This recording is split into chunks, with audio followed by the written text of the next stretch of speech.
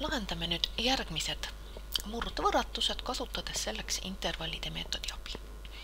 Nüüd esimene võrratus x jagatud x miinus 3 ruudus on suurem võrdne nulliga. Nii nagu ikka siis, kuna korrutisel ja jagatisel on positiivsuse ja negatiivsuse tingimused samad, võime asendada siis murru vastava korrutisega. Nii, oleme saanud siis sellise kõrgema astme võrratuse. Nüüd järgmisena oli vaja leida siis selle avaldise nullkohad. Esimesel teguril x võrdub nulliga, saame siis 0 kohaks 0 ja teisel x miinus 3 paneme võrduma nulliga, saame 0 kohaks 3. Ja kanname need saadud nullkohad ka arvteljele. See on siis 0 ja 3. Nüüd vaatame, milline on kõige kõrgema astme kordaja. Nii, x ja x kokku tuleb positiivne, järelikult me alustame abijoonega paremalt ülalt. Nüüd oleks vaja siis arvestada ka vastavate nullkohtade kordsust. 0 on meil ühekordne, aga lahend 3 on siis avaldise ruudust ehk teiste sõnadega kahekordne. Järelikult 3-st me siis ei läbi joonega x telge, aga 0 oli ühekordne ja seal ta siis läbis. Ja oleme saanud omale sellise abijoonise. Nüüd loeme siit jooniselt lahendi.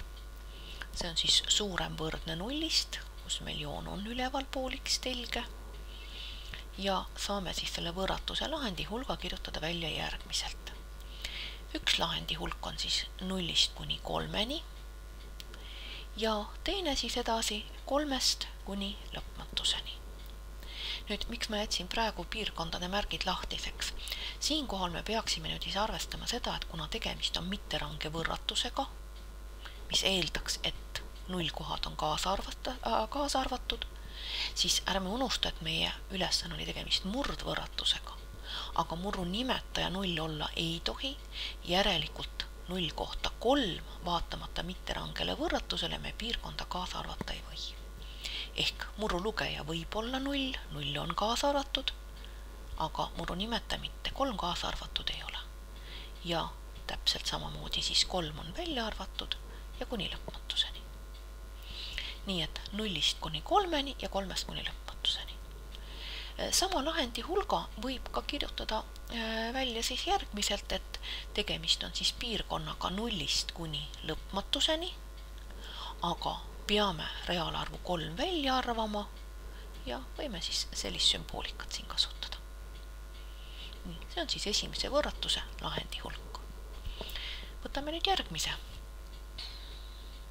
Asendame jälle siis samaväärse märgi jaoks korrutisega. Nii, vabandust. Nii, see sulg on seal nüüd ilmselgelt mitte vajalik, kustutame selle siit ära. Nii, ja nüüd siis teine x miinus 0,5 ja on väiksem võrdne 0-st. Leiame jälle mõlema teguri nullkohad. 2x miinus 1. Tegelikult võime ju peast öelda kohe lahendi. Saame, et 2x võrdub 1-ga ehk lahend on 0,5. Esimese avaldise 0 koht on 0,5. Nüüd teisel avaldisel me näeme juba pealde vaadates, et 0 koht on 0,5 täpselt sama. Mida me siis märkame? Siin on 0 koht 4-kordne, astendaja 4. Siin on 0 koht 1-kordne ehk kokku tuleb siis see 0,5 on 5-kordne. Paaritu arvkordne. Seega, mis me arvestame? Paneme ta siia 0,5 joonise peale ka. Me alustame abijoonega paremalt ülalt, sest kõige kõrgema astme kordaja on positiivne. Üks ainuke 0 koht ja see on paaritu arvkordne, nii et me läbime. Et põhimõtteliselt oleks see illustreeriv pilt siis selline. Meid huvitab see, mis on väiksem võrdne 0-st, see, kus joon jääb allapoole x telge, ehk lahendi hulgaks saame siis välja lugeda miinus lõpmatusest kuni 0,5-ni ja nüüd jällegi 0,5, kuigi on mitterange võrratus, kaasa arvatud ei ole, nii, sest ta on esialgses variandis seal murru nimetajas. Et see oleks siis võrratuse lahendi hulgaks. Ja kolmas, 1 jagatud x-iga on suurem nullist. Nüüd jällegi esimene asi, viime 4 vasakule poole, viime teiste sõnadega võrratuse normaalkujule. X-iga me ei korruta läbi, me viime ühisele nimetajale, läbi korrutades me võime lahendi kaotada. Ja, vabandust, selle peab nüüd tegelikult ju murd olema. Nii, kustutame ta ära, jah. Murru nimetajas on x ja lugejas 1 miinus 4x ja see on suurem nullist. Nüüd asendame ta siis jällegi samaväärse korrutisega, x korda 1 miinus 4x on suurem nullist ja leiame avaldiste nullkohad.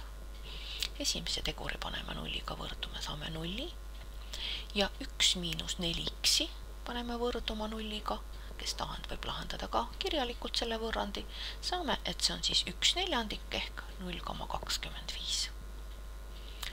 Ja kandes nüüd need mõlemad nullkohad arvteljele, 0 ja veerand. Nüüd, kas alustame abijoonega paremalt ülalt või alt, x ja siin korrutades miinus 4x tuleb x ruudu kordaja negatiivne, järelikult me peame alustama joonega alt. Mõlemad nullkohad on ühekordsed, järelikult mõlemad nullkohta abijoon läbib. Ja nüüd saame lugeda välja juba siis selle võrratuse lahendi, suurem nullist, seal kus abijoon on üleval pool x telge ja range võrratus, et järelikult siis piirkonnaks on nullist kuni 0,25-ni. Ja see on siis selle võrratuse lahend.